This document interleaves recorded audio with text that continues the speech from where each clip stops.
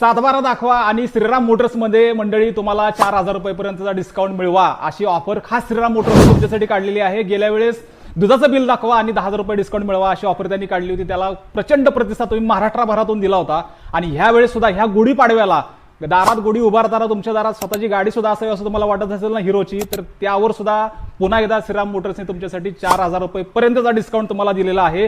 तोही फक्त सातबारा दाखवायचा तुम्ही आणि हा डिस्काउंट मिळवून जायचा आहे।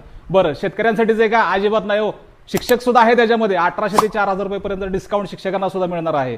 शेतकरी झाले, सातबारा वालक झाले, आता कोण राहिलं तर MIDC मध्ये काम करणारे कर्मचारी, त्यांना सुद्धा प्री अप्रूव्ड ज्या कंपन्या असतील त्यांनी फक्त कंपनीचं एक बाबा लेटर दाखवायचं की ही कंपनी अप्रूव्ड आहे आणि त्यांनी सुद्धा 1,800 ते 4,000 रुपयेपर्यंत डिस्काउंट मिळवायचा आहे।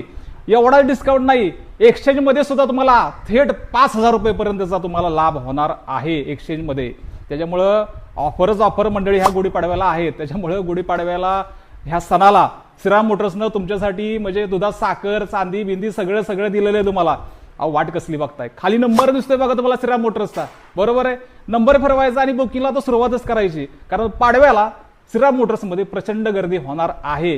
ऑफर तशी हो मंडळी, सातबारा दाखवून जर तुम्हाला 4,000 रुपये डिस्काउंट मिळत असेल तर अजून काय पाहिजे? बाकी कागदपत्र काय असतील, कशी प्रोसेस असेल, नंबर दिसतोय, नंबर फिरवा।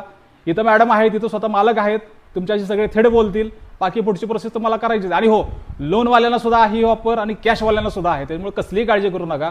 तोपर्यंत सर्वांना पाडव्याच्या ॲडव्हान्समध्ये शुभेच्छा। आपल्याकडनं ॲटोवाला चॅनलकडनं सुद्धा आणि श्रीराम मोटर्सकडून सुद्धा ऑफरचा लाभ घ्यायला परत विसरू नका। हे परत मी तुम्हाला डबल सांगतोय, ऑफर परत नाही। धन्यवाद।